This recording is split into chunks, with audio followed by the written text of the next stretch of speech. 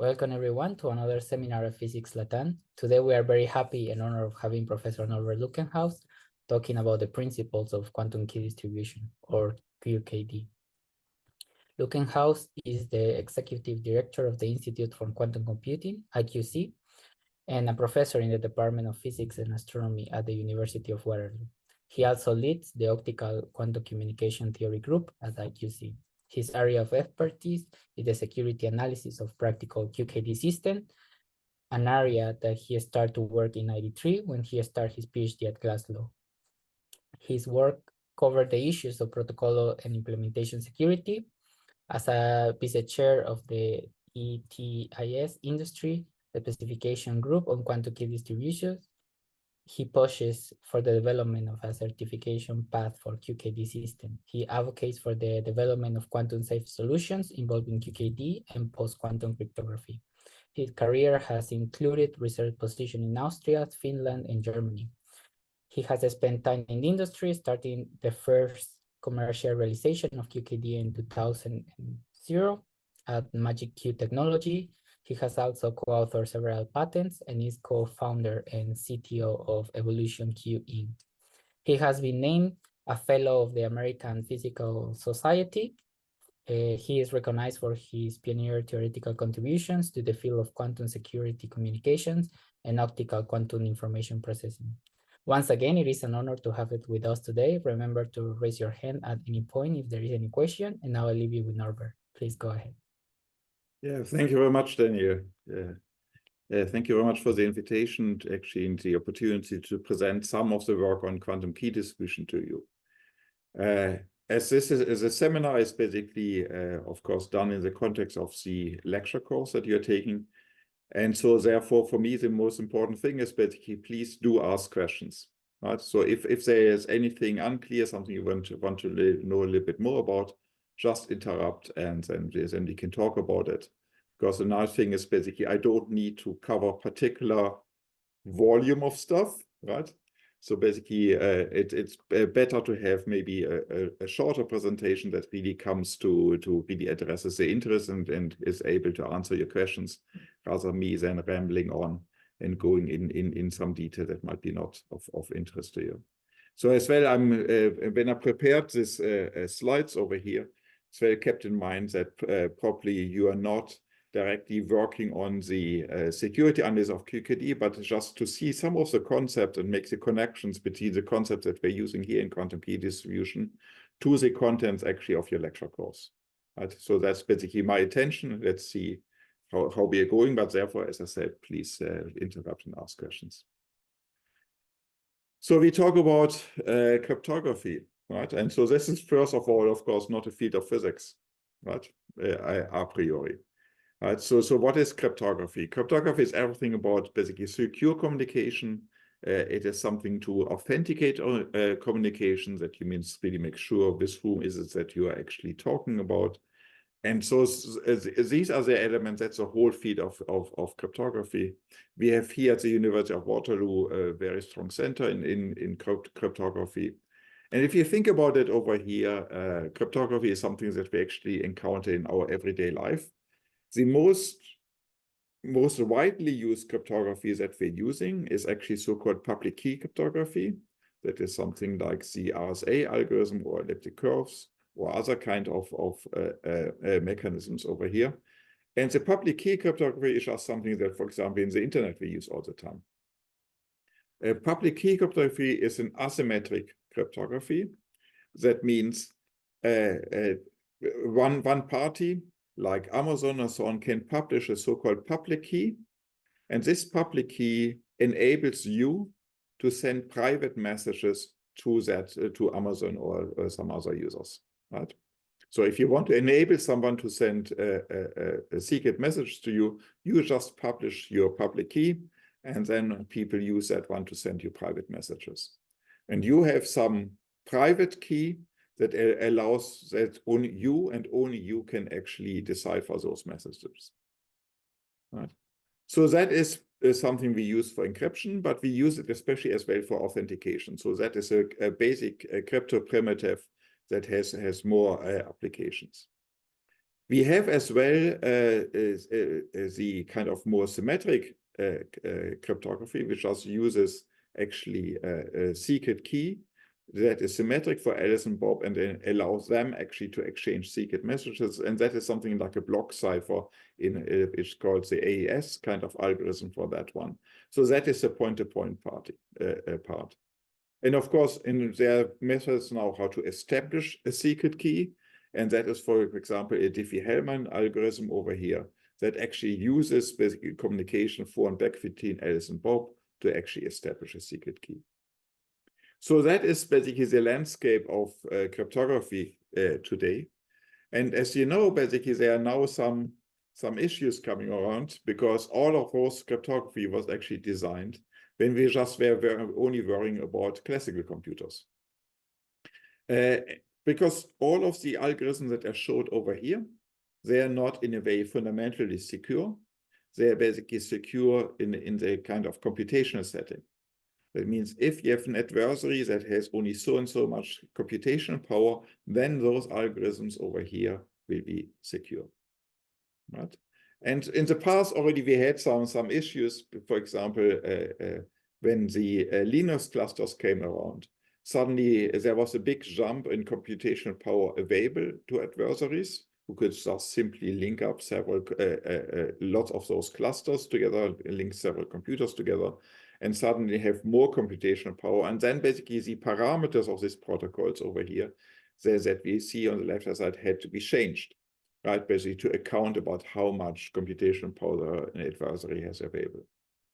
But more recently, we had really with the emergence of Shor's algorithm, right? Really this idea about that if you have quantum computers which have a completely different paradigm of what computation is, and as well a paradigm about what is a hard problem for a computer to solve and what is an easy problem for a computer to solve. That one was completely mixed up, right? So basically, a quantum computer allows you efficiently to do factoring or to do a discrete log calculation. And if you look at this one, that means some of those algorithms we saw on the left-hand side are basically very easy to crack by a quantum computer. And just tweaking parameters for those algorithms is not going to rescue them. They will be basically dead the moment you have a quantum computer available, right? So we have as well quantum computers allow as well a kind of improved search. They are more efficiently in searching elements over here. And that means, for example, for the symmetric cryptography like AES, actually the key length that you're using, the effectiveness is basically reduced by half. So in that landscape over here is a question, so what is actually left, right? Basically, there are certain problems that now by a quantum computer can be easily solved, but not all problems can be easily attacked by a quantum computer. And that is basically now the area of post-quantum cryptography, is just trying to find problems that are even for a quantum computer hard to solve and to base cryptographic algorithms on that one. That is the area of post-quantum cryptography. The second field is basically in the area of two-party key establishment, and that is quantum key distribution. And that is something which is really the topic of our talk today, right? So basically, how can we use quantum mechanics to actually create secret key between two remote parties, right? In such a way that it cannot be cracked by an adversary. But just to make clear, and that's why I actually started out with this kind of cryptographic setting over here, post-quantum cryptography and quantum key distribution are two different kind of solution approaches, right, to how to basically do cryptography in a world where quantum computers exist. And so that whole area is called quantum safe cryptography, and it consists of post-quantum cryptography and of QKD. And they have different properties. Post-quantum cryptography is based on public key cryptography, and that is what I said basically we use most of the time, especially on the internet. Right? So I can go over arbitrary distances, very easy. I just need to tell someone else my public key, and then that party can just use classical computers, classical communication methods, send secret messages to me. Very convenient, right? So that's really these public key cryptography features are very useful for us, right? On the other hand, we have QKD, right? And this one is just will be only a point-to-point technology that we're using, right? And so basically we will need to go to a network extension, especially important thing for QKD, we will need different hardware. So that is not just a software solution. Post-quantum cryptography, you can think about it as a software solution. QKD is actually something like a hardware solution. But as well, the kind of claims what they're doing are very different. Post-quantum cryptography will be easy to use in a sense. I mean, I don't want to claim too much about it. Of course, there are problems there as well, right? But what we're really trying to do with post-quantum cryptography is to regain the kind of security notion we had before we knew about quantum computers. But that means it's still a computational secure approach, and that means there might be future algorithms coming up that might be able actually to crack them, or as well, and that might be both in the quantum world as well in the classical world of algorithms. Right. On the other hand, QKD actually provides a different level of security, and that means it's really we use what's called information theoretical security. And that means a security that is not under threat for basically future development of algorithms or any other technology. Right? So basically, once I do QKD and the key is secure today, it will be as secure tomorrow in 100 years and 1,000 years. There will be not a change.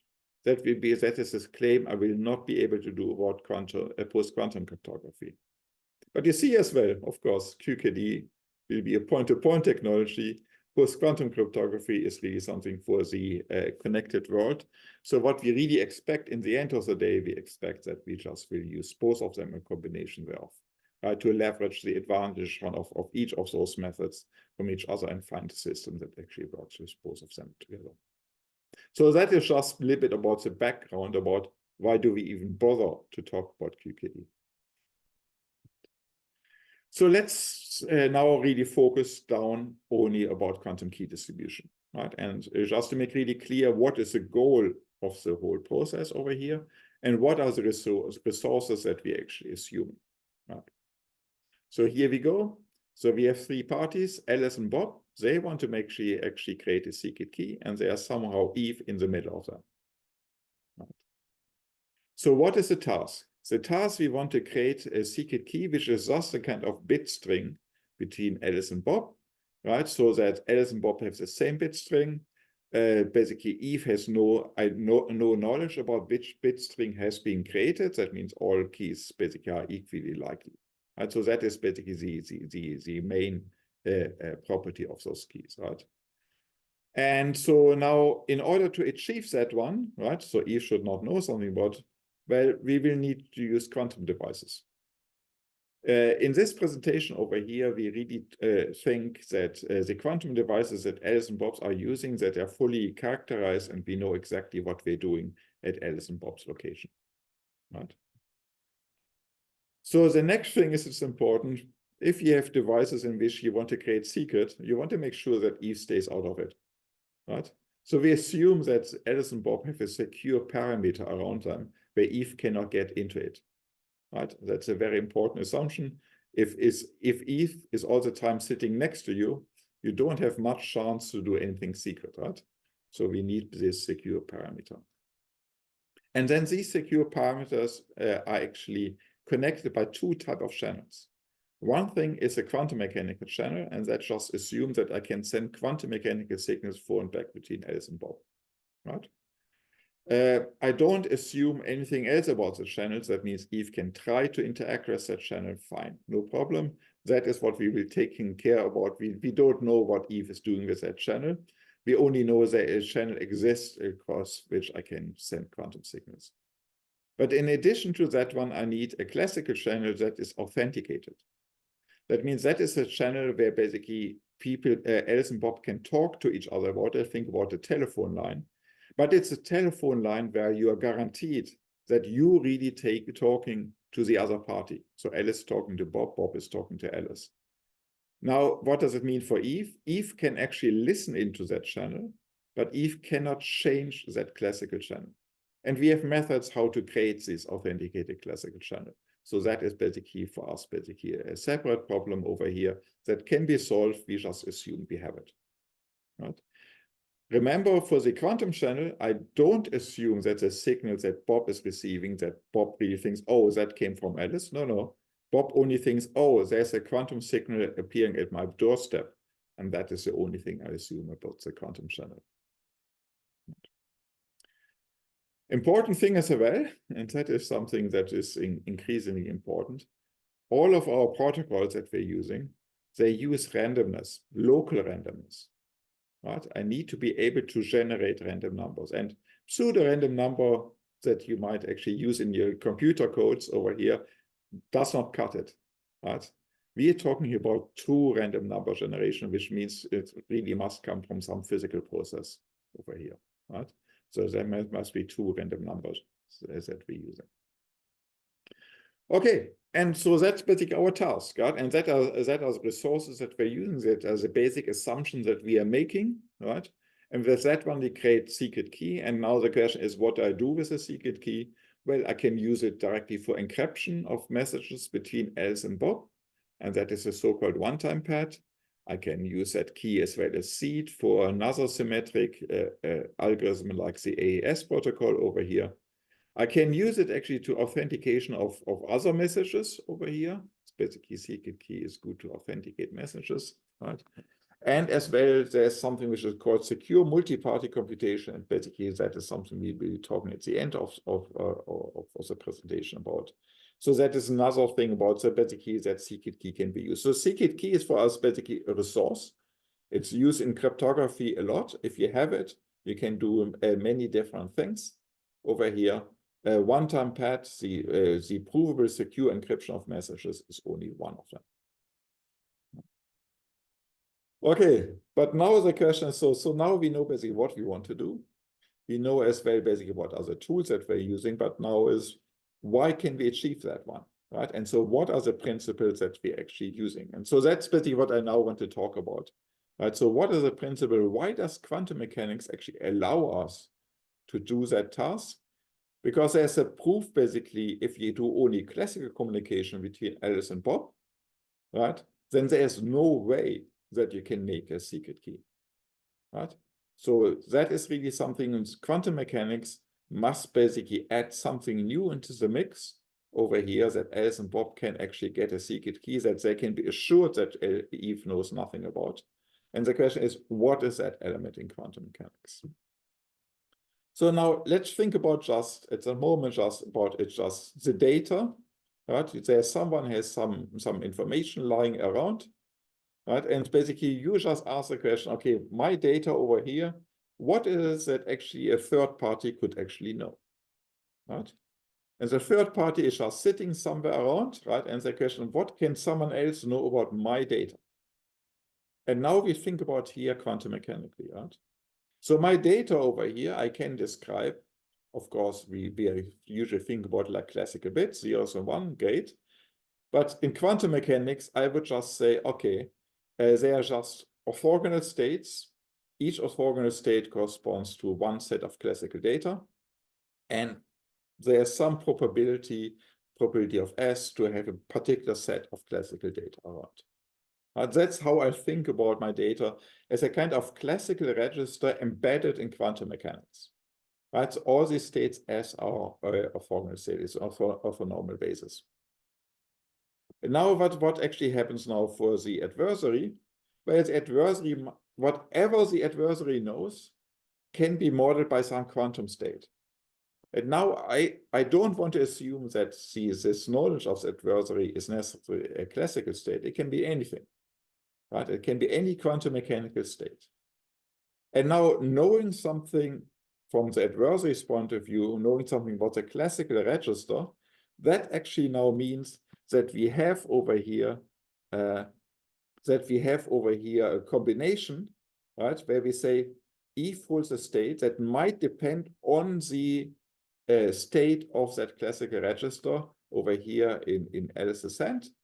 Over here, and this correlation between the register and Eve's state over here, that is how we in quantum mechanics formulate there is knowledge about from the adversary about the data.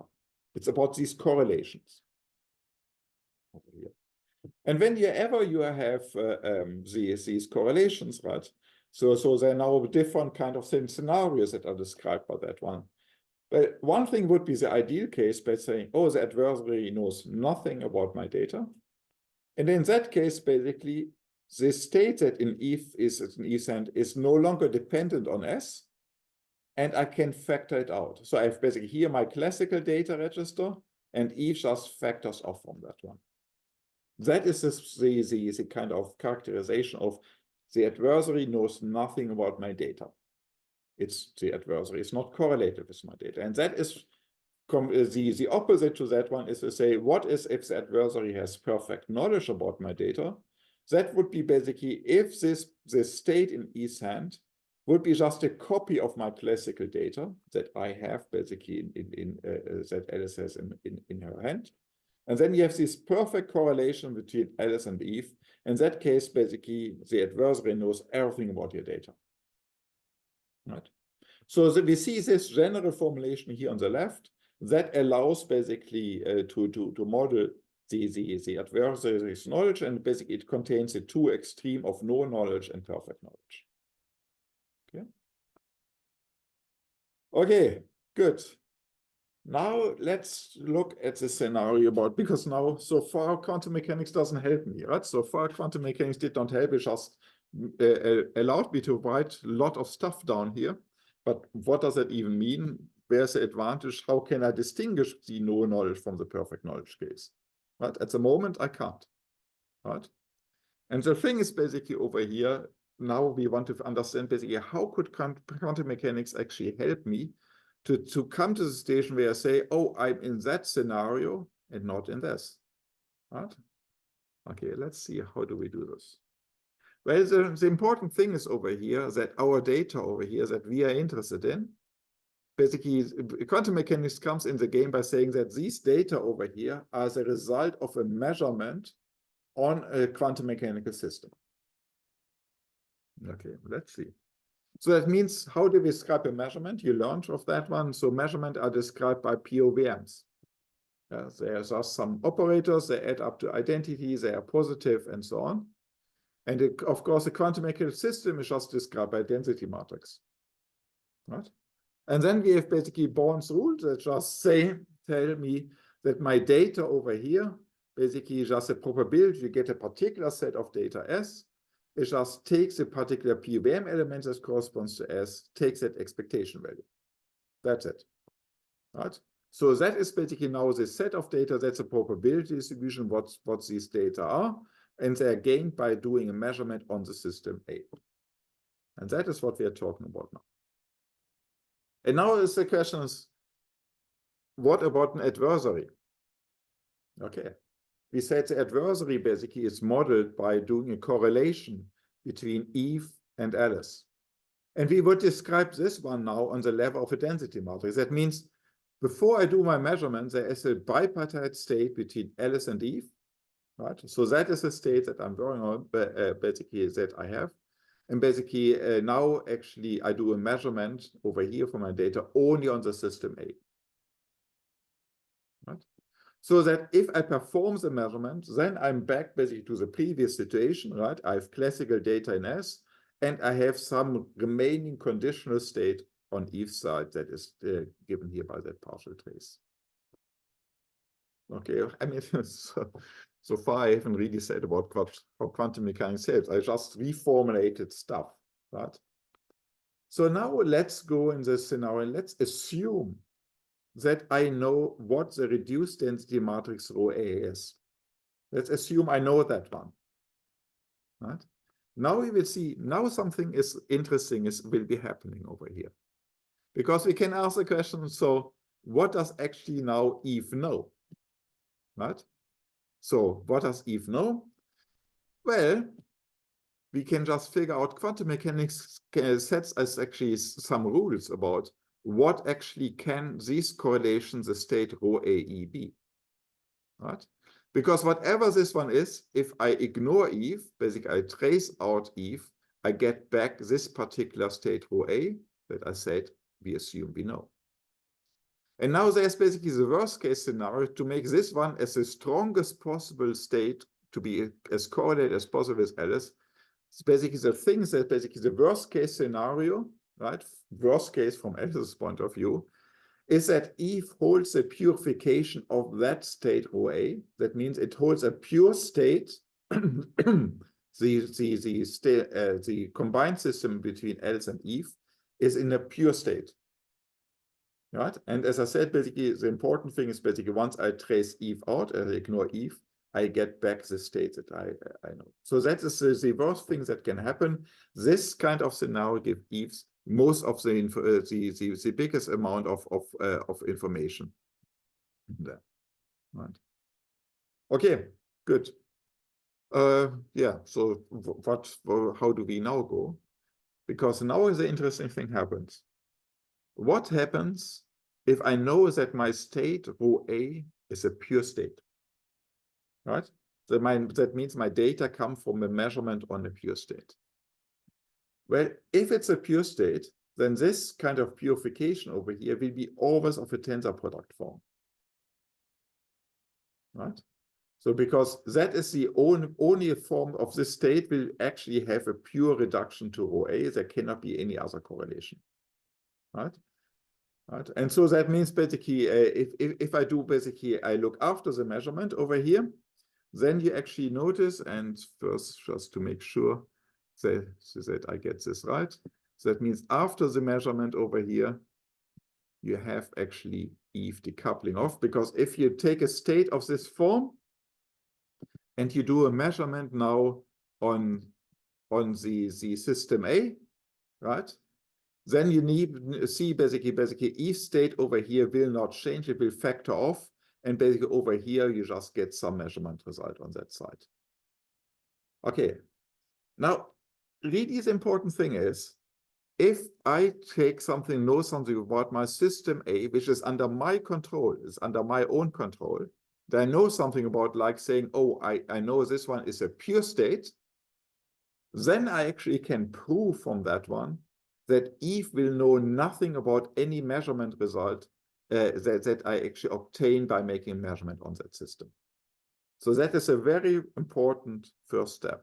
So if you have questions about that one, now is a good time to ask them.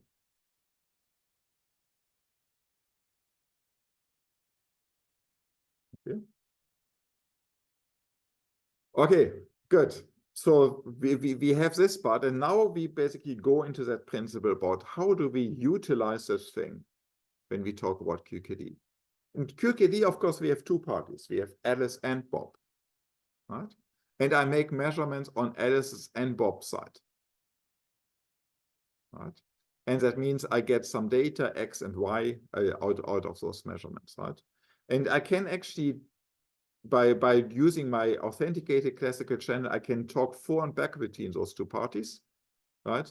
And I can learn something about basically what kind of type of observations do I get. That means from that one, I can learn something about my local state. And then I can say, okay, good, there's a state rho AB, and underlying all of that one on which I do the measurement, and I get my measurement outcomes X and Y. Now, as we said, the third party might be correlated with it, right? And the worst case scenario is again that Eve holds a purification of that density matrix rho AB. Right, so we have a three-party state now. Eve holds the purification of rho AB. But now, if Alice and Bob, from their data and from the testing, can conclude that they hold a pure state, then it means this purification will be a tensor product, and they can actually prove from their data that Eve factors off. Right? Of course, as well, we will need to talk to each other. That means we do some announcement just to do the testing, that the signals are pure and so on. And there's as well some classical information around, which as well comes into Eve's hand, right?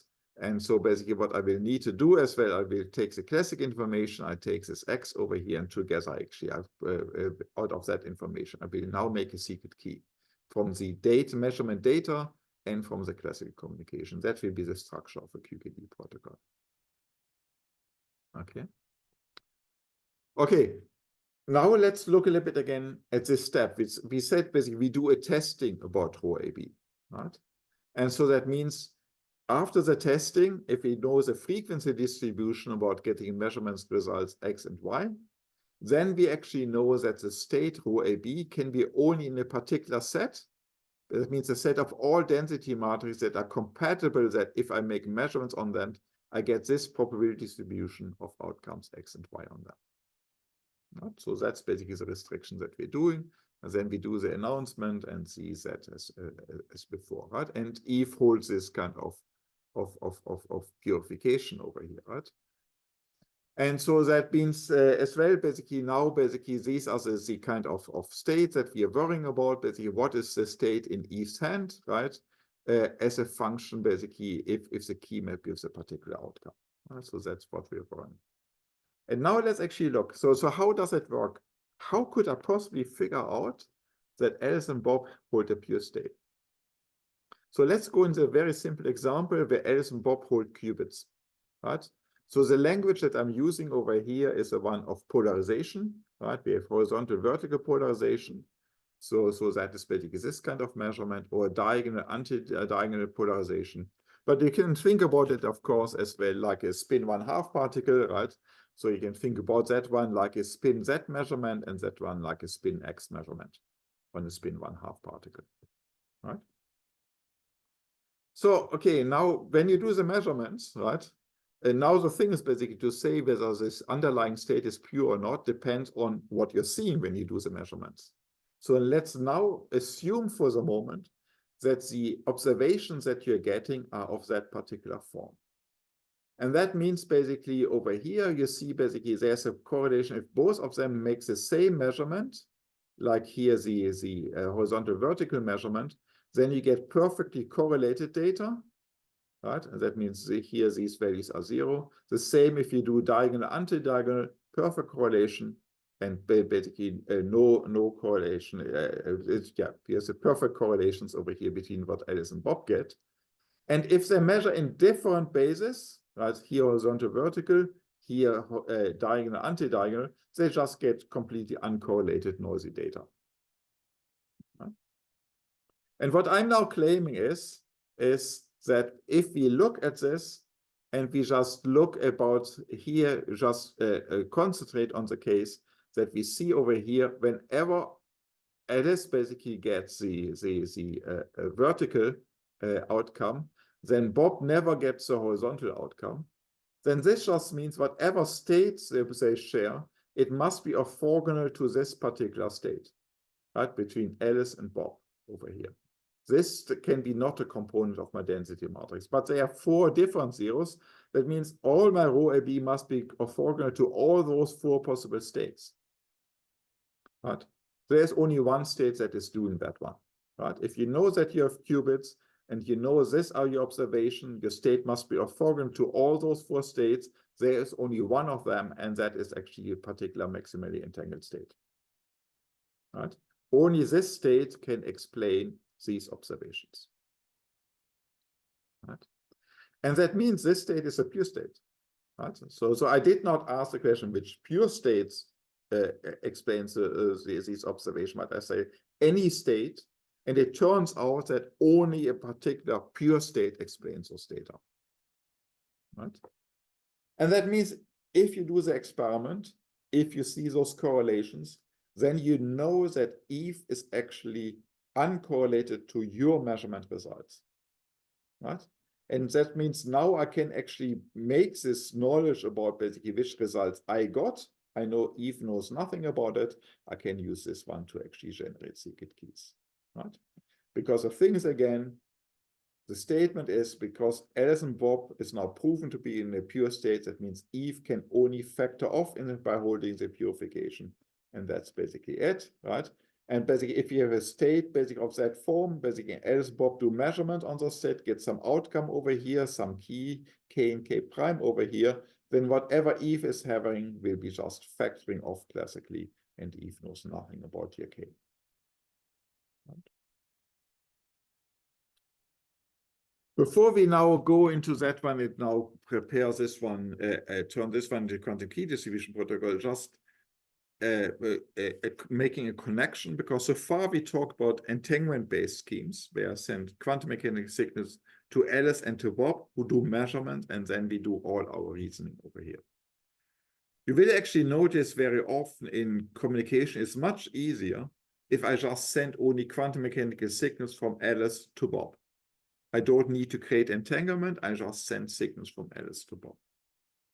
And these schemes will actually use some set of non-orthogonal signal states. That's very important in quantum mechanics, that we use non-orthogonality. So basically, there will be sources that send some state psi k with some property pk through a channel. In that channel, Eve can interact with the signals, right, and just try to figure out which signal was sent. And then you have basically on Bob's side, you just do basically a measurement, and that might be again this kind of polarization basis, horizontal, vertical, or diagonal, antidiagonal, or in spin in the Z and X spaces. And now the question is basically this picture that we use over here in the simple sending signals. How is this one connected to all the languages I just set up before about entanglement, right? Because this kind of schemes, and that is basically all QKD schemes, 95% of all QKD schemes of these things. What has this one to do? What we talked about the principle before. Well, the underlying principle is still the one that I'm saying, and because I can make a connection between these prepare measure schemes and the entanglement-based argument about pure states. How does this one work? Well, I say basically this source over here that does this job, sending out psi k with a probability pk, it can think about this one like having internally, and that is the thought setup, and it's not a real thing, right?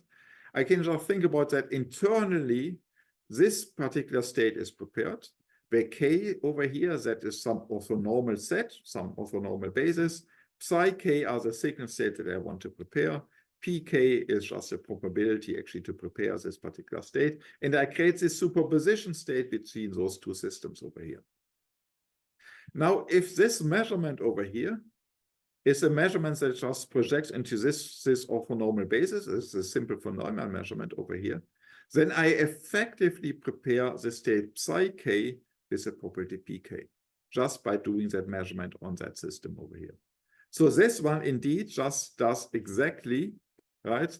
Basically, this source now, with this internal structure, does exactly what my protocol says I want to do. I want to send these signals psi k with a probability pk.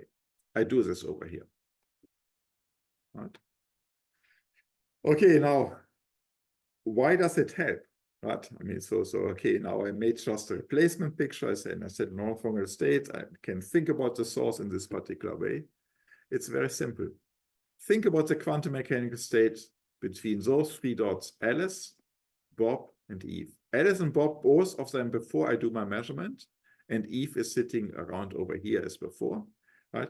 This one over here on this state between row A and B, that is now the state row and B that I talked before about. Right? So this state over here is an entangled state between Alice and Bob, and Eve might in principle hold the purification of it. Right? So that means we have basically back to the entanglement-based formulation in that thought setup. Right? Although I don't have physical entanglement on basically in front of me, for the theoretical analysis of that scheme, I can think about it now about this kind of three-party entangled state. The only important thing is that I actually need to make sure about over here, and that is a technical detail in a way, is that Eve never can touch the system row A over here. So that means I know this row A over here is just something like what's called the Gram matrix. It contains basically the non-orthogonality of my signal states. So I have an additional constraint over here. I know what is that marginal. And that is something that we will use in the security proof. So again, sending non-orthogonal states, the security of this one, I will be able to link back to the entanglement between Alice and Bob, and I will be able to say, is the state row AB, and this picture over here, these dots, is this one is a pure state, and Eve factors off as before. But I want as well to make a connection over here, now that we talk about the sending about non-orthogonal signal states through a channel from Alice to Bob, and Eve interacts with it. I just want to make the cross connection to the statement over that we hear in quantum mechanics. If I do a quantum mechanical measurement, I change the signal. Right? And that is indeed, if I send in my channel two non-orthogonal signal states and do a measurement which tries to figure out whether the red or the green state was sent, right? Or as again, if it's a other outcome, we sometimes say, I don't know which one it was, whatever I'm doing. In general, on average, I will blur the state. That means there will be a back reaction from the measurement on the signal states. Right? And so that means really, if I do this one over here, this eavesdropper, by trying to figure out which state I sent, actually will introduce errors on the signals on average. Right? And now my statement that I say basically, if Alice and Bob share a pure state, E factors of, can be reformulated using that principle and using basically the language of sending signals from Alice to Bob to the statement, if a channel transmits a set of non-orthogonal pure states perfectly, then Eve decouples from the signals.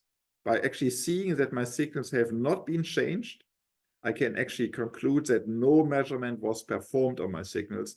That means Eve did not interact with the signals and decouples. Right? So that is basically the language over here if you want to use this kind of back reaction of measurement on the signals. This is an alternative view to the one to say if Alice and Bob share pure state, then E factors of, both of them basically do the same statement. Okay. Given those principles, now actually let's talk about what does a QKD protocol look like. And the protocol that I will be presenting over here is the Bennett-Brassard protocol. So that is the simplest type of protocol that we can be using, right? And what does it use? Yeah, it just sends non-orthogonal states from Alice to Bob. It uses these kind of four states over here. The diagonal, anti-diagonal, vertical, horizontal polarization. And it's basically the receiver can do measurements either in the horizontal, vertical, or the diagonal, anti-diagonal basis. And now the thing is basically what we're using over here, that Alice is just sending a random sequence of those signals. That's important, right? Random sequence is good. And then Bob as well does basically a random sequence of the possible measurements that's coming over here. And then, of course, Bob as well will get particular measurement outcomes over here by doing a measurement. That's the thing with quantum mechanics. You do a measurement, you always get an outcome, right? So here are these kind of outcomes that we see, right?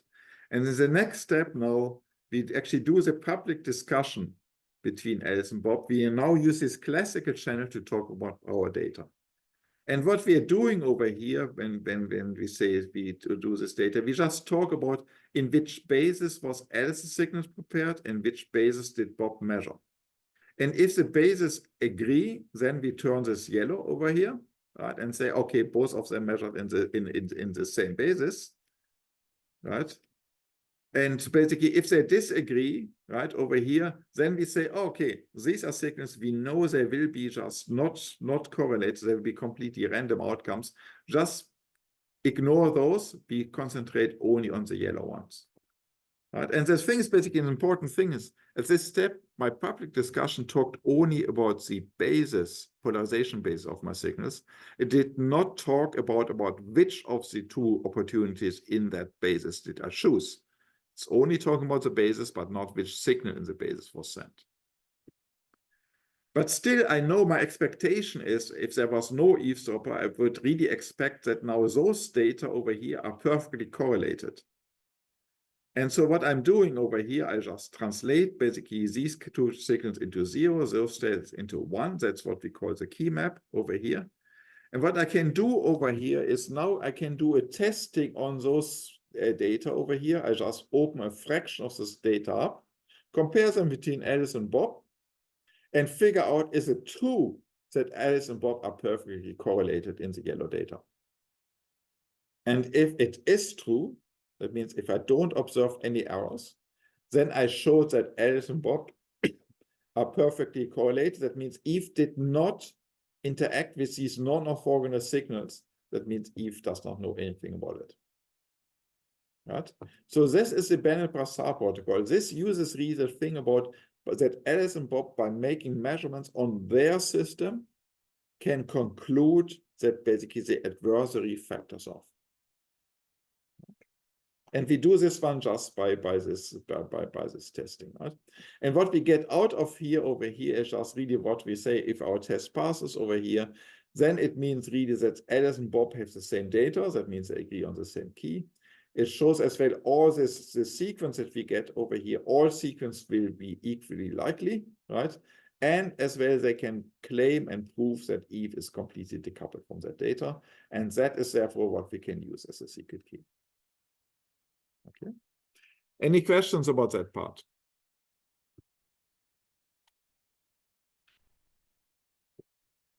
Okay. Okay, good. So that is basically the statement about basically what quantum key distribution is, right? And so this is a very nice protocol. And actually that is as well the protocol which got me into the field when Steve Barnett in Glasgow just showed me this one while I was looking for a PhD project in 1993. And he said, okay, you know, that's a very nice idea, but can we make it more precise about what does it mean this thing is secure? And especially, can we make a connection between what we're seeing over here and actually what people do in experiments? Because at that time, British Telecom was doing actually the first experiments for quantum key distribution using laser pulses and an optical setup, right?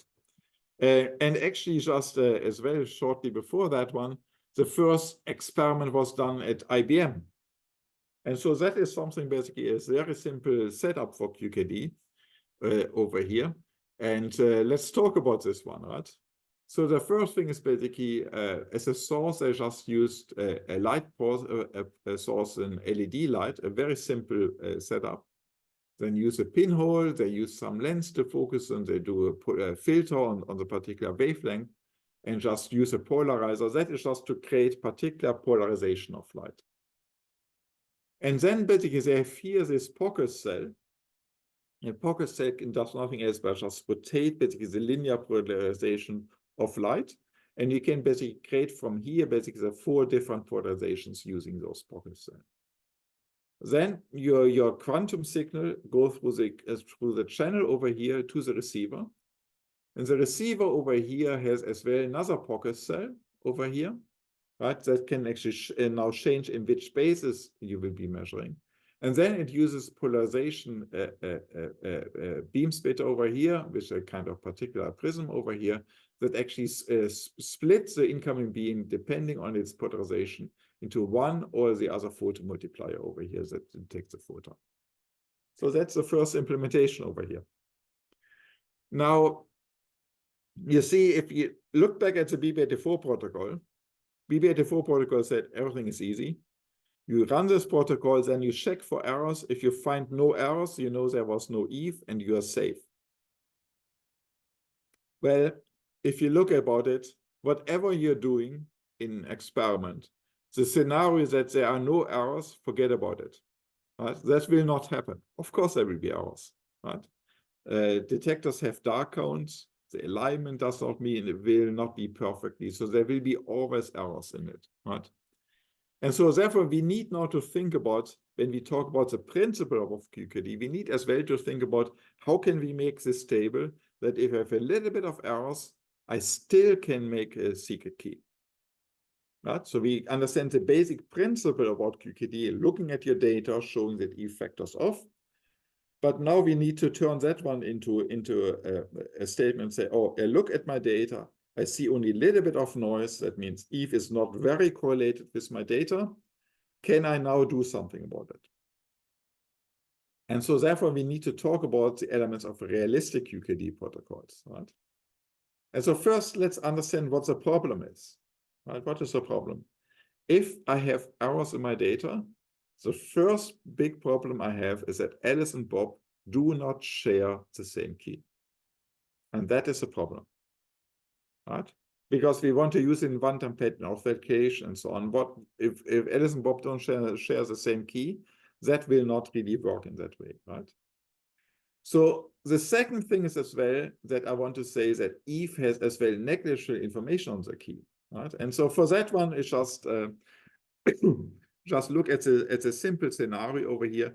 What happens actually if my noise comes from the part where actually Eve is trying to do a measurement on my signals over here, right?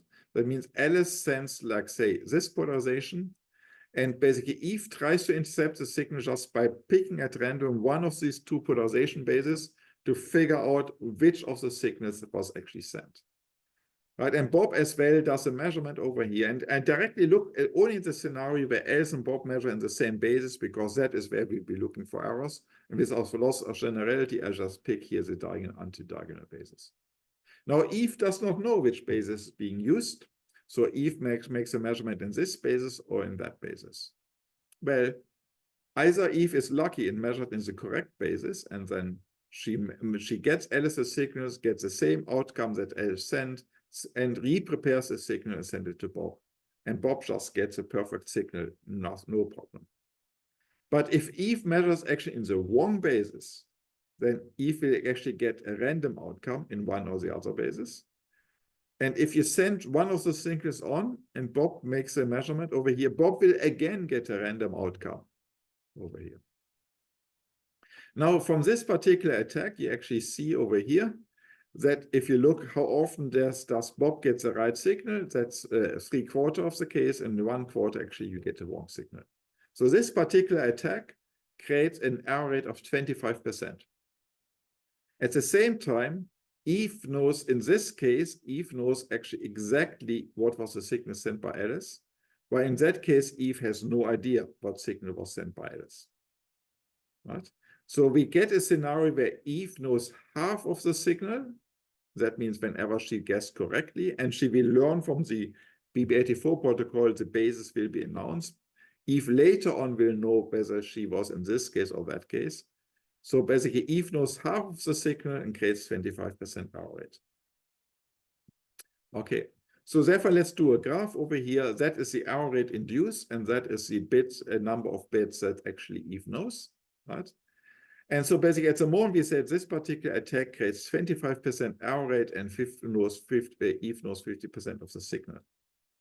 Now, the thing is basically, Eve does not need to do this every single time, but can do it just on a fraction of signals. Right?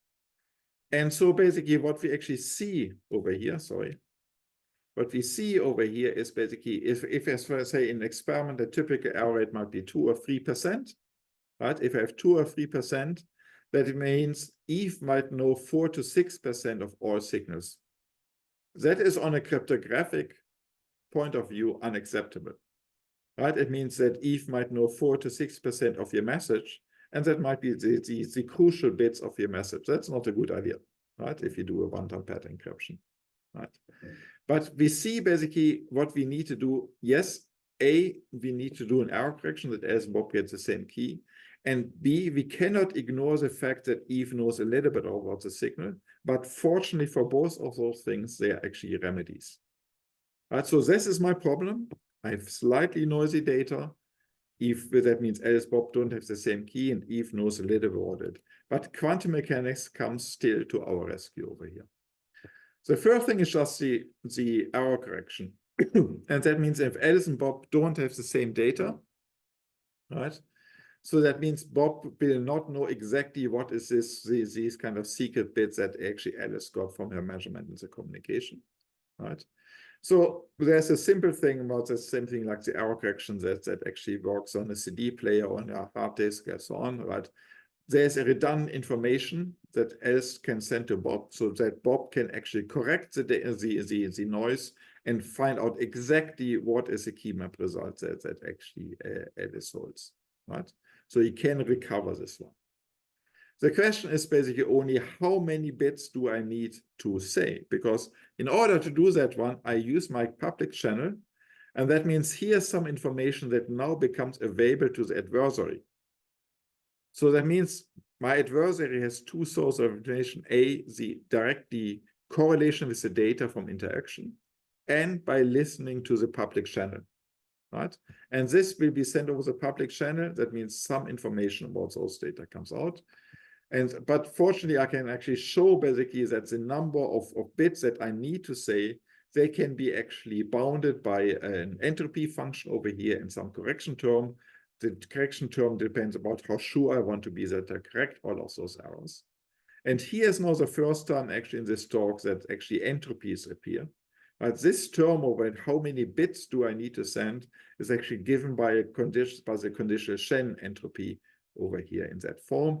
So that is the same kind of entropy that you will actually, of course, know about from thermodynamics and statistics, right? So that is kind of entropy functions that appear over here. It's a measure about the probability distribution. And for the symmetric binary channel, all this expression over here is just given as the binary entropy function. That is just a function of the error rate between Alice and Bob. Right? And basically asymptotically, this second term over here, you can ignore it over here. And basically asymptotically, basically this amount of leaked information per bit is just given by this conditional entropy. Okay, now I said over here, we need to make sure in this communication, not only does Eve interact with my signal, but learns as well, basically the announcement part that is over here is both the use of which basis we use, but as well the error correction information. Okay, good. That means Eve is now weakly coupled to my data. Quantum mechanics allows us as well some way how to destroy or get rid of Eve's correlation. That's what we want to do, right? If we had no errors, we would directly know Eve decoupled. Perfect. Now, if Eve is correlated, can I effectively decouple Eve? Could that even be possible? Right?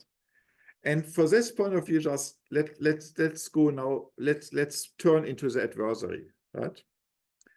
What does it mean to be correlated with the data? Right? From Eve's point of view, by everything that Eve has available, Eve can think about, oh, here are the possible key values that Alice and Bob might actually hold in their hand. Right? And if Eve knows something, it means all of those keys are not equally likely. Some are more likely than others. That is basically the manifestation about knowing something about the key. Okay. Now, if I know something about the key, what could I possibly do, right? I want to end up with secret key that Eve knows nothing about. That means about keys where from Eve's point of view, all of them have the same probability. So what I just want to, at the moment in with this slide only instill into you is that something like that might be possible, right? There might be some handle. And here's the trick. The trick is basically for Alice and Bob to saying, okay, good. Eve knows something about my key, because from Eve's point of view, all those probabilities are slightly different, right? But therefore, let's change tack. What I actually do over here is that I say, okay, I just color for each of the original keys, I assign a color, either gray or green or red. Okay, good. What does it help me? After I doesn't do that one, basically Alice and Bob knows the assignment of the keys, but I can do the assignment without saying publicly about which key has which color. But the important thing is over here, if I now say, okay, instead of using my original keys, I use the color of the key as a true new secret. And basically that means now you can look basically from Eve's point of view, if we have this initial distribution and we know which key gets which color, over here, what is that assignment? From Eve's point of view, that's the probability that the color green, the key was green colored. That's the probability that the key was actually gray, and that's the probability that the key was actually red. All of them have now the same probability. That means from Eve's point of view, Eve has no idea which color that key had, and so he can use the color of the key instead of the original key as a secret. And Eve knows nothing about it. Right? So that is basically the principle that we want to exploit. Of course, this is only a motivation, right? So this one is, of course, not the true thing, but it just says that something can be done, right? The good news over here, indeed, we don't need to know the exact distribution over here. And I can just do something over here, which is called over hashing, to do the mapping from a larger set of keys into a smaller set of keys. That's called a hashing function over here. And the possible way to do that hashing is what is called two universal hash functions over here. That are those functions you map something large string into a smaller string, right? And the important thing is over here, that's the map from the string over here to something smaller. The probability that two different strings actually get mapped to the same outcome as I pick at random one of those hash functions out of family is just bounded. That's basically they will most probably not collide. And these functions exist, the family of these functions, that might be either just random binary matrices of appropriate dimension, or so-called tuplets matrices over here with the matrix where you just do a random first column, first row, and all the remaining diagonals are just basically always constant and determined by the first column and the first row. Right? So that is something you see in this privacy application that we're talking about. We will map basically a larger set of data into a smaller set of data. Eve might be correlated with the larger set, but it will be not correlated with the smaller set. Right? We know nothing about it. So that is formalized over here. That will be formalized. But before I can do the formulation of that one, I need to say a little bit about, what does it actually mean to be secure? Right? And so basically when I say about secure, it's just that I take the outside view of a QKD protocol. So I'm outside of all of that, but I'm neither Alice, Bob, nor Eve. I just see the protocol developing. So there's an input state, right, which is distributed to Alice, Bob, and Eve. Alice and Bob do a measurement, right? Eve rules their system. We do the classical error correction. We do as well the mapping in a smaller key. Our protocol might even abort, right? And that is because my protocol will have a testing part. My key rate is too big. I will need to abort. But the idea is basically that the ideal protocol for me as an outside person, I look at it and say, okay, of course, Alice and Bob get classical data, Eve might have quantum data over here. I want to make sure that basically a good QKD protocol is in such a form that Alice and Bob get the same outcomes. It means that all keys are equally likely, and it means that Eve is not correlated with each other. That means basically what I'm really saying is this output state over here should be of that form. Alice and Bob have classical registers that are identical to each other, perfectly correlated. They're equally likely, right? This one over the size of the set. And Eve is factoring from all of that one. That is an ideal protocol. And then I compare to the real protocol. You give now some protocol to me, right? And basically in a real protocol, of course, if I look at the outcomes over here, these outcomes might be not the same, right? And Eve might be correlated with them, right? And now I say my real protocol is secure if I, from my point of view as an outside person, could not distinguish those two scenarios. So how close is if the real protocol is close enough to the ideal protocol, to this output, then even I as an outside person could not distinguish those two processes. Right? And that is really the statement is about, I just figure out what my actual protocol is doing and how close it to the real protocol, and just make this one now a distance measure between those two scenarios and say that is smaller than epsilon. It's very small to each other. Right? And if this epsilon is very small, then this one guarantees that in my real protocol, those keys are basically correlated. It means that they are basically uniformly distributed, and it means that Eve effectively basically will actually factor off. Right? So that is the security definition over here. And now the thing is basically this, of course, is just a mathematical thing. Let's say, oh, if they're close to each other, it all will be good. That does not help us, right? This security definition does more, right? Because it says as well here that the joint probability that a protocol is not aborting and the key is not ideal is smaller than epsilon. So that's the interpretation of this part. And that is just, in the end of the day, this is just a statement of insurance mathematics, right? Sorry. Right? So this is basically an insurance mathematics statement over here that I can be using, right? And the important thing is as well, this is a statement about the key generation process over here that I'm doing. So what does it mean? Really, I think about it, the process, I press that button and say, please give me a key. My protocol might either abort or it gives me an output, right? And then I know basically that these key requirement to be correct, uniformly distributed and secret, basically over here, will be actually be met. But this one is the security of QKD is not yes, no question where you say, oh, it's secure, oh yes. But basically it comes with this kind of number of epsilon in here, right? Where say this epsilon security probably does not abort and the key is not ideally smaller than epsilon. That is really now really this part of insurance mathematics that I'm using over here. And say basically what epsilon are you willing to risk when you use a secret key that might be not perfectly. And you might compare it to the risk about, you know, that a nuclear power station next to you blows up, right? And so you can just say epsilon of 10 to the minus 100 is probably very fine for us to accept as a risk that my key might actually not be secret.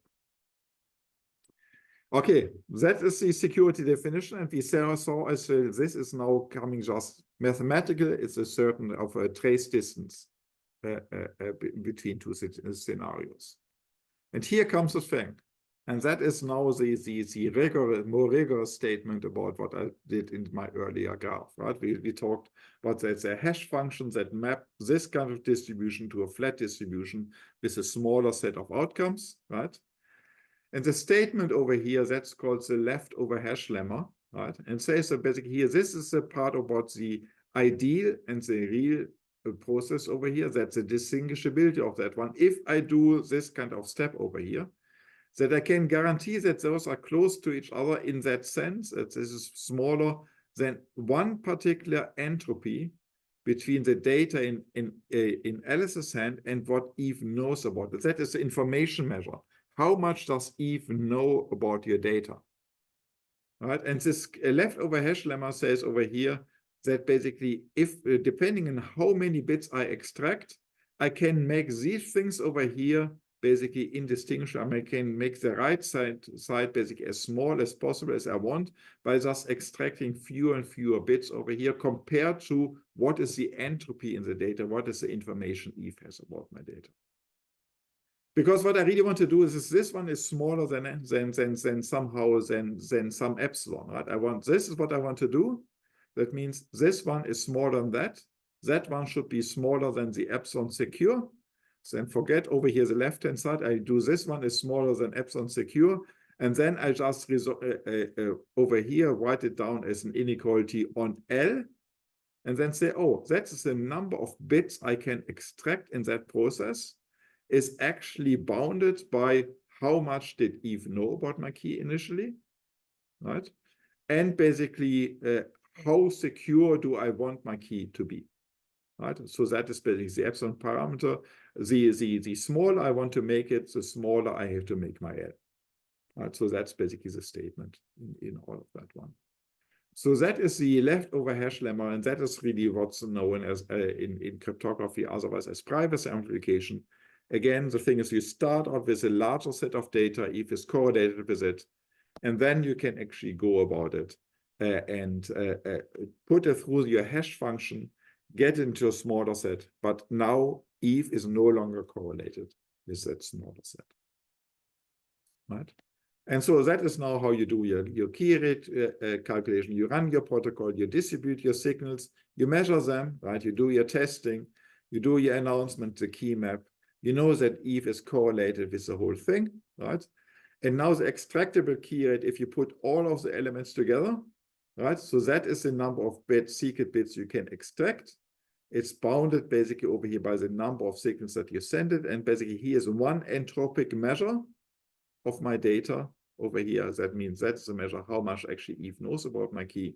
And then comes over here, one thing is over here that I was able, instead of talking about all n signals, or only about individual signals, that is the cost of the error correction. That is the cost over here, basically how secure do I want to be about my key over here, and that is basically extractable length. So that is now a single signal expression over here. This one over here is the influence of a protocol map of the key map over here. That means all the public discussion. But in comes really the state rho AB over here. And I just have to go over, basically take the worst case scenario about all possible keys that are compatible with my observation. Right? So this looks like a very complicated expression, but all of the things down here are just correction terms. The real thing that you need to calculate over here is how can I, from my data, conclude how much Eve knows about my key, and quantum mechanics allows us to do that one. This one over here is in the, and so maybe I take just here, give again the opportunity if there are some questions about this one.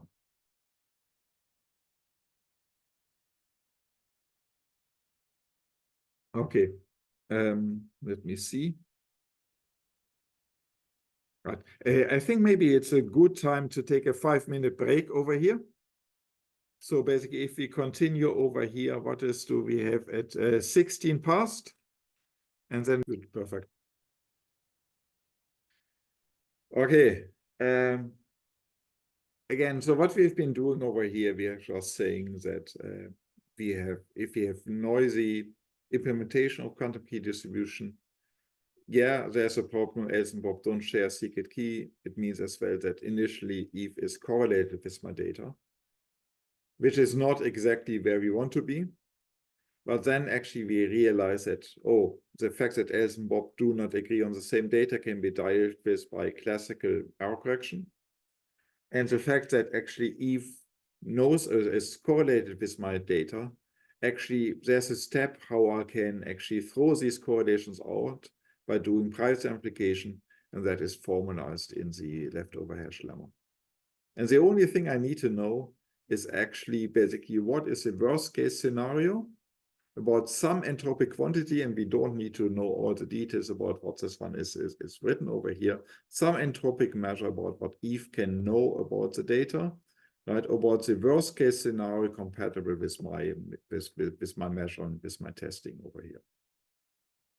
And the important thing is, again, where does quantum mechanics sit? Quantum mechanics put some constraint by looking at my local data, can say how much can a third party possibly know about it, because the total state must be a quantum mechanically allowed state. Right? So that is really where quantum mechanics comes into the game. Now, I just, rather than diving more into the details of this one over here, I think basically I really would like to discuss one of the conceptual things that hopefully we can go to the next page, right? Conceptually, what does it actually mean I learned something about a signal? And that is something basically which I think conceptually is interesting in quantum mechanics, right?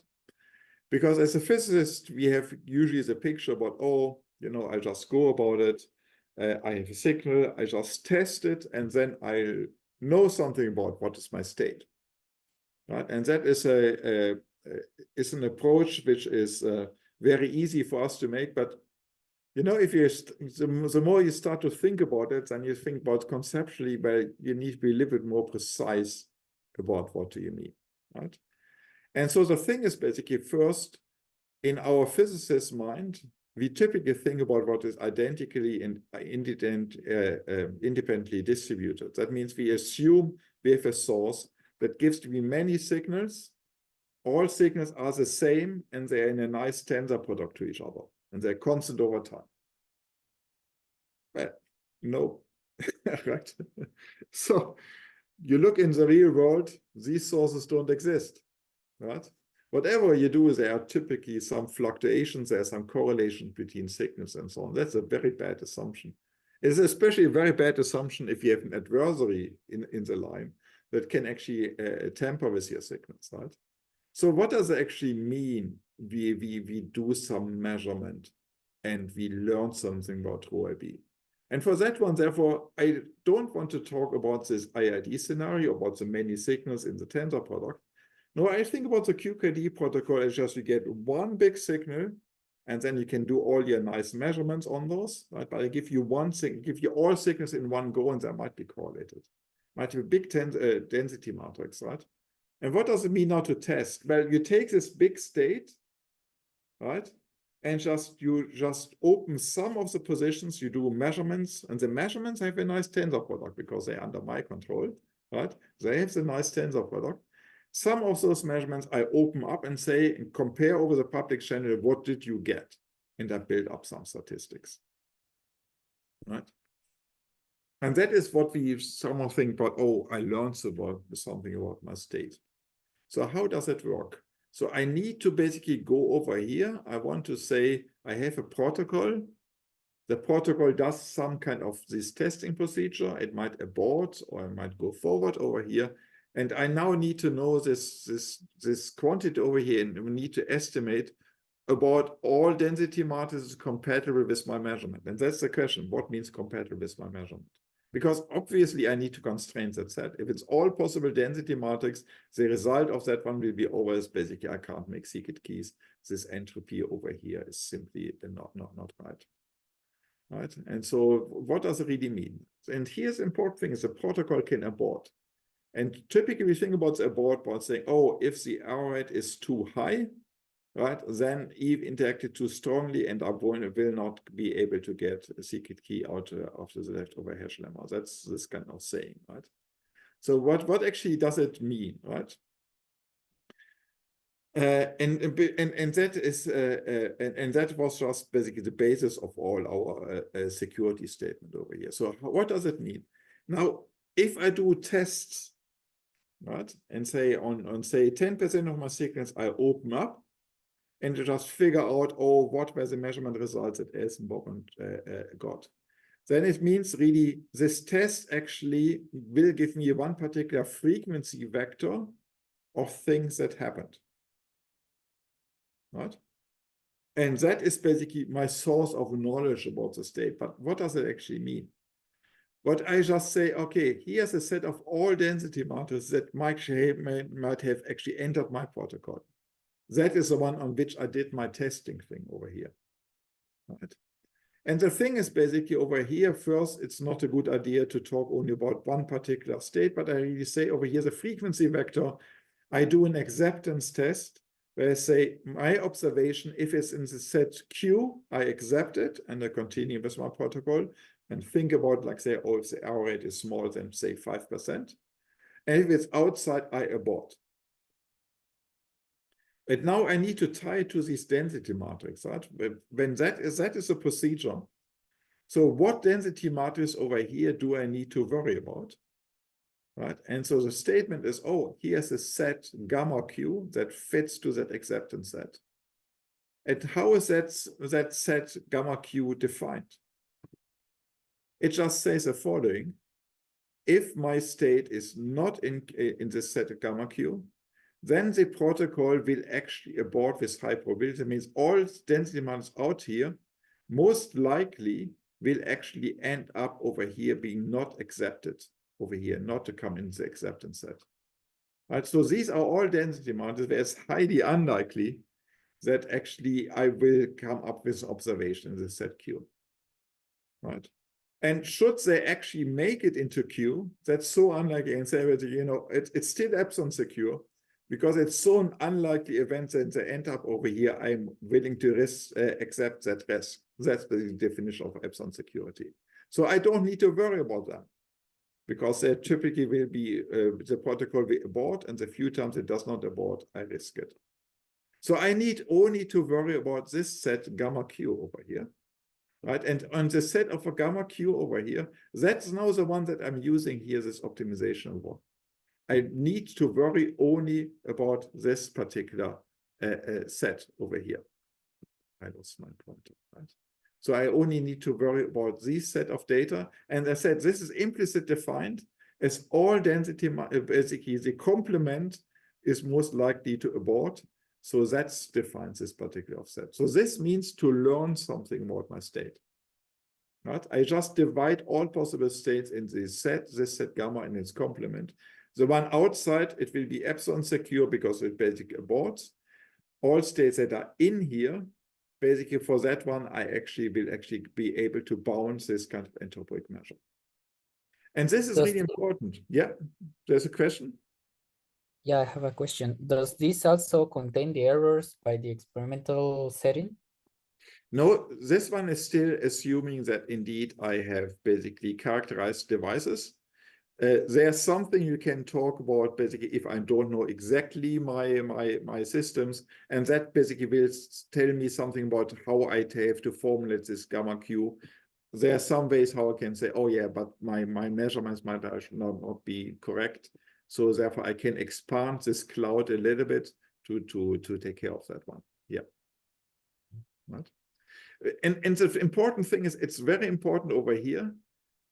You see, in the security protocol, we just said there is a state rho coming in there, and then I run through that one, and then I say, oh, now the ID and real situation are close. I can, our physicist thinking is to say, oh, I do a measurement and I figure out what was my state and how likely it was. And this does not work. It absolutely never conceptually ever works, because there is no a priori probability about all density martes. It doesn't exist. Eve picks this point. So by me, whatever frequency vector I pick down in here, whatever I'm seeing, typically all density matrices could have given that particular outcome. Very often it's extremely unlikely for some outlier state to produce one particular observation over here in the acceptance set, but it's not zero. And I can't rule it out in the sense that I cannot say there's an a priori probability distribution. I cannot say, oh, that was more likely or less likely that one particular row came in. I don't know. Eve picked it, not I. There is no a priori probability distribution. How do I handle that one? But this approach does it, right? I say, no matter what Eve puts in, it's either in here or in the blue set, right? And basically, if it's in the yellow sets in the complement of the gamma, it will automatically be epsilon secure, because with high probability it will abort. If Eve gave me something in the blue set, it will be secure, because in that case I have bounded the entropy that actually Eve gave. Eve has on my data, and then I can do my leftover hash lemma. Right? So that is a very important conceptual part over here. Always think about it when you say, I learned something about the state. Always think about it. Did I tacitly assume that I know something about a priori probabilities about those states or not? And in QKD, there is no handle to make an a priori probability distribution of states. So that's a very important conceptual step. Right? So we as well, that means, of course, there's something about expected key rates and parameters to be chosen. Basically, in that paper, you can read more about that one. Right? For us, basically important over here is basically now, if I set the set gamma is now defined, basically, how do I evaluate some of those entropy measures? And actually, in our group, we have been doing an open source software project over that one that actually sets up a framework, basically how to estimate these quantities. If I just give you a particular protocol, right, with particular announcement structure, like the basis part and so on, how to construct these maps G and Z, and how to evaluate these kind of relative entropy term over a particular set, how to calculate the worst case scenario. And the nice thing is, because this thing over here is just a convex optimization problem, right? And you can just formulate, here's an objective function, which is a convex function. We have some constraints. The constraints contain basically here our observables, right? To say, oh, what were the probabilities to observe particular outcomes in my test set over here, right? And so there's a prepared measure set, oh, I know my reduced density matrix, and otherwise it must be a better density matrix. This is a convex optimization problem. And it can be just solved numerically efficiently, right? If you do it correctly, right? And so that is something that we have been doing, and basically this can be applied to a wide range of protocols, because we don't make particular use of particular symmetries or some protocols that works for generic protocols over here, right? So that is basically some work that we're doing, right? And what the software actually is doing, at the heart of it is this key rate calculation, which is a convex optimization problem, right? And then we just run in there, do some simulations, right? Basically what we will be seeing in experiment. And then basically we use the numerical convex optimization routines to solve this one. So we set up the problem, then numerically we solve it. We get a secret key rate out of it. And then basically from here, we can actually go in here and choose and optimize parameter choices for my protocols that I actually might have defined in my protocol. And that's basically go around and around, and you can actually calculate secret key rates from that. Okay. Okay, I haven't shown you actually a key rate yet. So here's the key rate for the BB84 protocol, right? Can So I ask is, also, yeah. does this software that you mentioned, the software explain you step by step how the Yes, things?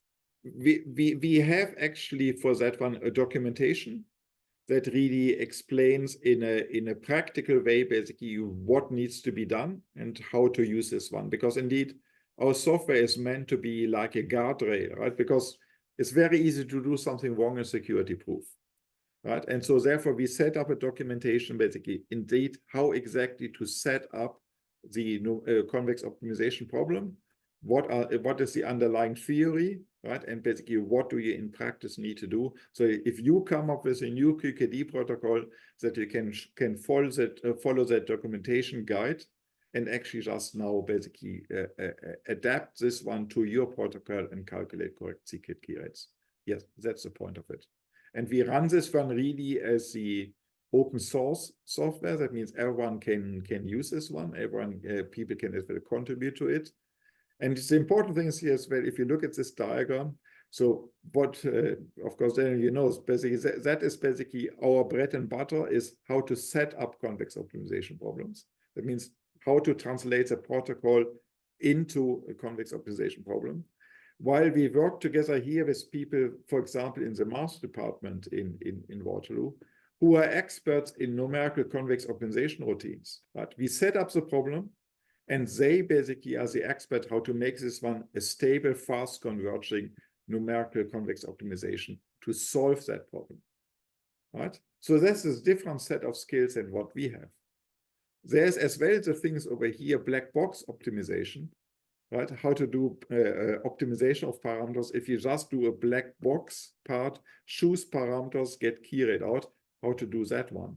Or as well over here, how to do basically a detailed simulation of a quantum optics experiment. That is as well a different skill set. So each of those boxes over here has different skill sets. And what we want to do with our open source software is actually to bring that community together, people with different skills, how can they work together to actually make here a powerful tool in doing practical security analysis. Okay. Very cool. So now the thing is basically here for the BB84 protocol, actually you don't need to go through all the numerical toolbox. You can actually do this optimization analytically. And that is basically, it was of course the power of the BB84 protocol, that because it's a nice symmetry of the signals and measurements, you can actually solve this convex optimization actually analytically, right? And so what you see over here is a key rate over here. This factor 1/2 is just, well, you can use only half of the things because Alice and Bob pick their measurement basis, and only half of the cases they agree, right? So that's a factor 1/2. And that means now all signals, but then you have to do privacy amplification. One thing basically because Eve interacted with the signals, that means Eve is correlated with the data. And the second part over here is something you need to do, the classical error correction, for which you need to do classical information becomes available for Eve. You need as well cut it out in privacy amplification. So that overall is the asymptotic, basically forget finite size fluctuations over here, asymptotic key rate of the BB84 protocol. And if you do this one, you see actually this key rate over here will be as a function of the error rate, will be actually positive up to 11%. So that means we achieved over here now with classical error correction and with the privacy amplification, we found two protocols which are just classical communication protocols on top of your quantum exchanges to make QKD stable against noise and errors. Right? Up to 11% we can do, and you can even find better protocols that can tolerate up to 20% of errors over here. Right? You can improve everything that I said over here finding better protocols and better analysis. Right? So that is basically, that means we really succeed in making QKD stable. Okay, that's basically the part about the original QKD, and that is basically, so far we have been talking about protocol security. Protocol security is basically things about theoreticians do when they sit at the table and they write things down. I write down a BB84 protocol, and then I do a security analysis, given that there will be some noise in my data. Perfect. Now we need to talk about something different, and we need to talk about implementation security, and Daniel already had asked some question about this one, right? Because what we're really seeing over here is basically once you buy this device, like from ID Quantique, Toshiba, or for someone else, that is an actual device. This is not something that a theoretician wrote down. This is the thing that someone else actually building, right? And now the thing is basically now, if we want to follow everything that I've been saying before, the first thing we always need to do, we need to do a model of that device, because that's what a protocol is doing. It assumes some model of my devices, right? So I will do a model, and then from that model, I can now do a security proof, right? And so that is the definition, security definition. I can prove if I choose this and this privacy application parameters, this is basically how I get a secret key out of it, right? So that over here, from the model to that one, is protocol security, is regular smart. This one is just you write down mathematical theory, right? Assumption, right? Write down the protocol, write down the model of your devices, and that is basically your starting point. And then you show for your protocol, you achieve this epsilon security. That's protocol security. The problem is over here, really, if we talk implementation security, then we include as well the step, how sure are you that your optical model fits to the actual device, right? That is the area of that we call implementation security, right? And the thing is basically implementation security is not mathematics. Implementation security is basically everything about best practice. What do we know how to model actual devices? And that is not a regular thing. It's just based on decades of experience. But we have to be careful how we do this part over here. Now, the thing is basically this protocol security, and that's clear because of the mathematical theorem, and if we do it right, and I hope we can do it right, and we can publish and people can check it, right? So that is really where we have fundamental security. That's information theoretical security. But this is not what you deploy in the field. And therefore, I implore you basically, when we talk about why should we use QKD in the field, right? Then the statement should be not, oh, because there is basically, that is secure by the law of nature, because that is true in this part, but it's not true in this part. The law of nature does not tell me whether I pick my right modeling, right? So over here, there's a statement why do QKD is not fundamental laws of quantum mechanics, but that I have a good handle on that one, and then quantum mechanics comes into a kicks in, right? So that is a statement, makes really sure we understand the difference between protocol security and implementation security. And now let me tell you a few things that can go wrong, because that's a picture we had Alice and Bob in the secure devices, right? The problem is there are people like Vadim Makarov, and there's Hoi-Kwang Lo and other people as well. They, of course, try to say, whenever you think you know what you're doing, they will show you you don't. Right? And they actually really try to make sure, can we actually poke a hole into our model assumption, right? So on that, basically, he does a lot. Basically, he tries basically to tell you that your devices don't work the way that you think they do, or he actively from the outside modifies them that they don't work the way that you think to do, right? And that is something he's doing. He is not alone. Hoi-Kwang, Antia, Christian, many more people by now actually working on that field. And just let me and that's really what we call this way, the thing of side channels. Now, the idea that devices don't work exactly as advertised is, of course, not particular to QKD. It works as well in classical crypto. And there's a one-time pad you might have heard of. And I take my secret key, I take my secret message and do a bitwise XOR between them as an encryption. Then I can decrypt it again as well using my the same key. And that is provable secure. That protocol is provable secure. And it hinges on basically I do an XOR between two bits, a key bit and a message bit. Right? And then the outcome Eve knows nothing about what the key, what the message was, if the key was equally likely. But now let's look about how do we do it in practice. When we do talk about electronic digital logic, right? Then we talk, and I know I'm old, it's no longer 5 volts, but 3 point something volts in the new electronics. But let's take it for the example at the moment. 0 volt we call a logical 0, 1 volt we call logical 1. Right? So that's how logic works in electronics, right? Except, of course, once you look at the actual gates over here, right? These gates over here, they have a physical transistor, whatever implementation over here, right? And so that means because the volt level is not over 0 and 5, but we can actually see in logically, of course, all voltages over here might fluctuate. And we have typically a discriminator that says, oh, if I'm below that voltage, I call it, I flip it to a 0. If it's above it, I flip it to a 5. That is what we really are doing. And now here comes the thing. If you just take the voltage measurement at an outcome over here, you will actually realize, if you do a simple gate over here, that if you add the 1 plus 0, the XOR between 1 or 0, or the XOR between 0 and 1, actually have different voltage levels. Of course, the XOR is 1 everywhere, right? But the voltage levels are not the same.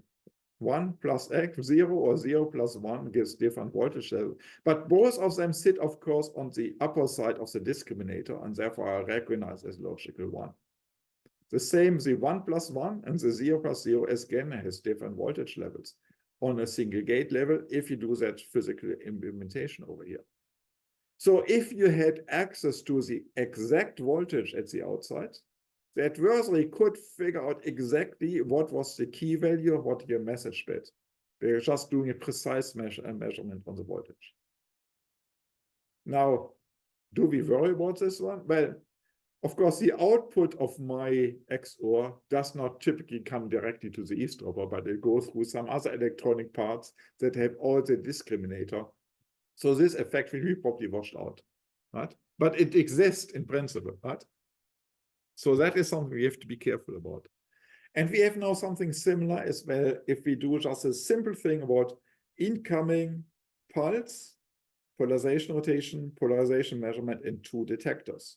And I send a pulse over here and say basically, let's say this is horizontal, that is vertical, right? So and the polarizing beam splitter is acting now in a horizontal vertical setting over here. Then what I want to point out over here, that looks like a very simple measurement. What could possibly go wrong? And here my message is, especially for people doing quantum optics experiment, doing quantum key distribution is not a quantum optics experiment. Not at all. Not by far. Why not? Well, you have to be careful. Typically what we're doing over here in our detectors, the detectors are not switched on all the time because they work typically at 1500 nanometers. There are dark counts around. So you want to make sure your detector is looking for a detection only if you really expect your signal. That means you gate your detectors. Your detector is sensitive only in a particular time window. Right? Now, in the quantum optics experiment, there's no problem to adjust the time window over here. You just do your experiment, you see that you catch the pulses you want to see. Right? But that means very often you might end up actually with gates that are aligned in this way. If you do a quantum optics experiment, this looks fine because you catch the pulses when you want to catch them when the detectors are active. But you may actually notice over here, those time windows of the 2 detectors are not perfectly aligned. In the quantum experiment, you don't care because you get the signal that you want. In quantum key distribution, things are different because the adversary might know that you have not perfectly aligned time windows. And here's a very simple attack that Troy Kong Lowe's group had actually come up with. And that is just say, if Eve knows that your detectors are set up like that, and Eve can figure it out over time, there's some sensitivity things, just looking at the responses of your detector, what you're hearing over here, you can just do the following. Eve just might simply delay your pulses. And if you delay your pulses with respect to your time window, now you will actually notice that the red pulse is basically outside of the time window. The red one is still just inside, but the blue one is outside of its time window. So if Eve delays your pulse and Bob makes a detection and announces it, that say, oh, I got a photon, then Eve knows that it must have been a red photon. That means the red polarization. Right? Because the blue one would not have been detected. So by a simple thing like delaying a pulse, by knowing that the windows are not perfectly aligned, now suddenly Eve knows perfectly well which detector clicked, and that means knows the bit value of it. That is a very simple thing. And as I said, basically in quantum optics, you don't care because they're aligned or misaligned as long as you get your pulses okay. But in QKD, that is a side channel you really need to be worried about. Right? So that is something that we really need to be careful about. So these side channels over here, now one thing is, well, of course, we now need to have better alignment procedures. We need to check for those side channels. We need to do models and so on. And so therefore the question is basically, once you start to do all those side channel issues about what is really the security statement over QKD. Right? And here comes again, first the red box over here is our protocol security. I start with my models, I give the exact protocol, I get my mathematical proof of epsilon security. Perfect. But I need to test my models, and that is not a mathematics task, it's a best practice. How do I catch my part?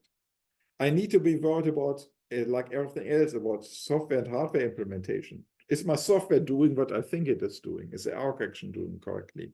Price amplification. What about all interfaces, right? But that means as well the red box, yeah, that's security proof by scientific standard. But this one over here is just standard, it's just best practice, right? And that's something we do in standards organization like ETSI, right? To define this best practice. What is that best practice? So the important thing as well, we need to use models of basically, and that is something be it about, oh, I have a secure parameter around it, right? I have random numbers, I know how my devices work. I can work on security proofs that reduces my assumption level. Do I need to have a full characterization of my devices, or basically only know, oh, they are somewhere around here? All of that I can be doing, but there are still assumptions. But I can reduce assumption, but I cannot get completely rid of assumptions. There's as well an area which is called device-independent QKD, which basically says, oh, I don't need to know what my devices are doing. I just need to know basically whether they see perfect correlations if I do change different settings. Sounds good, but I still need to make sure these devices do not leak the direct measurement outcomes to the adversary. There is an assumption in there. I still need access to perfect randomness to make use of those things. So there will be always assumptions around.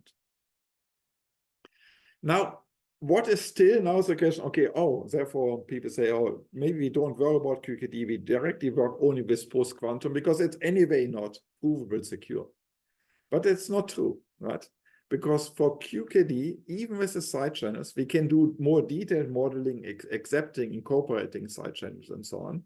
The important thing is really, is over here, when I do QKD, and I basically, to the best of my knowledge today, the model fits everything, I can calculate my key rate, then I'm not worried about an adversary finding out a new side channel tomorrow.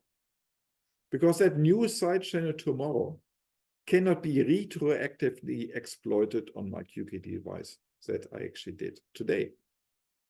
And that means I'm not worried about this progress of knowledge of side channel development and so on that comes up in the future. It does not negatively affect my QKD secret key exchange that I did today, right? And that is really the important thing. Of course, I need to know this best practice with today's technology is secure, but I don't need to worry about tomorrow's technology, right?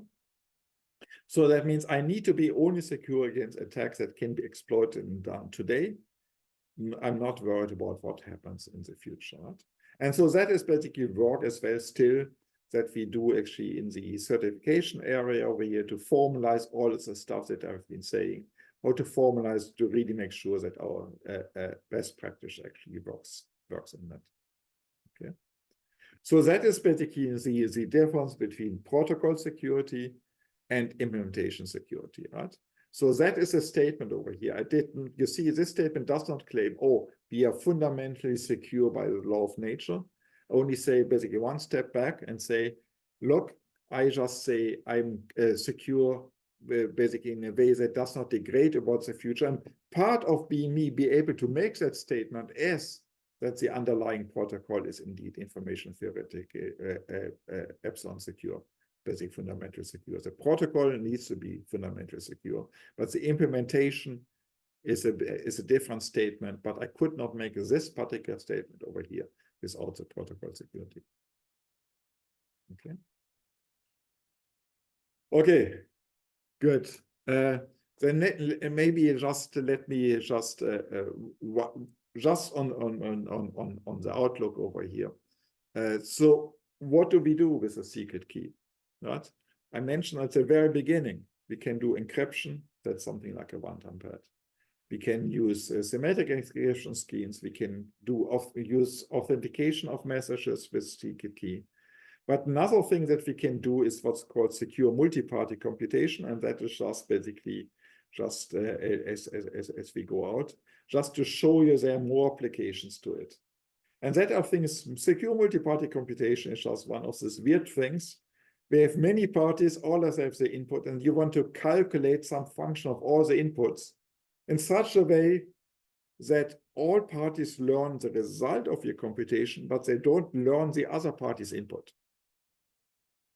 Right? Except of what you can conclude by knowing your input and the total outcome. Of course, I know some combination what the other people might have, but I don't know the details about it. And that is examples of that. I mean, that looks very abstract, but examples basically privacy, right? We are worrying about privacy, and examples are the no-fly list, right? So you're not allowed to board a commercial airliner if you're on the government no-fly list, right? And of course, the airlines have the passenger list, right? Who's coming on wants to fly with an airline. So the problem over here is now the one of privacy. So let's assume we agree that people on the no-fly list should be not in an airplane. How can I find this one out? So the government very often does not want to give the no-fly list to the general public or to the airlines, right? Who is on the no-fly list? And as well, for privacy reasons, the airline should not give us all their passenger list to the government, right? Because that's not of their concern where I'm flying to. But still, if I want to figure out, is someone on the passenger list that is on the no-fly list, that is an example of secure multi-party computation. That it basically flags if this name is on both lists, then this should basically come out and the government and the airline should know about it. Right? But all the other things, if I'm not on the no-fly list, then the government does not learn my name. And basically as well, basically people outside don't know who are the names on the no-fly list. So that is something that's an example of secure multi-party computation, right? So the thing is as well, like Google or knows everything you're searching for, Amazon knows everything that you're buying, well, sort of, right? They actually combining those things is a very powerful tool. Right, but Google does not want Amazon to know all the search statistics, and Amazon does not want Google to know everything that people are buying, but the combinations of they might want to do. So they run a secure multi-party computation process over here, actually to get useful information out of it. So the important thing is basically whatever problem you define and it fits in the secure multi-party computation, you can actually achieve the secure multi-party computation if you have pairwise secret keys between those parties. That means you have effective private channels between all of those parties. You can actually make a secure multi-party computation. It has a threshold scheme. That means a certain fraction of all those parties must be behaving honestly for this one to work, but then you can do it. Right? And QKD, basically today people do this one in a computational secure way, right? But QKD can actually help to actually create this one as well in a more fundamental information theoretic secure way. Right? So that is basically just one outlook about what actually can be done if we do QKD. And with that one, I think basically it's a good time actually now to stop and just to ask if there are any questions from your side.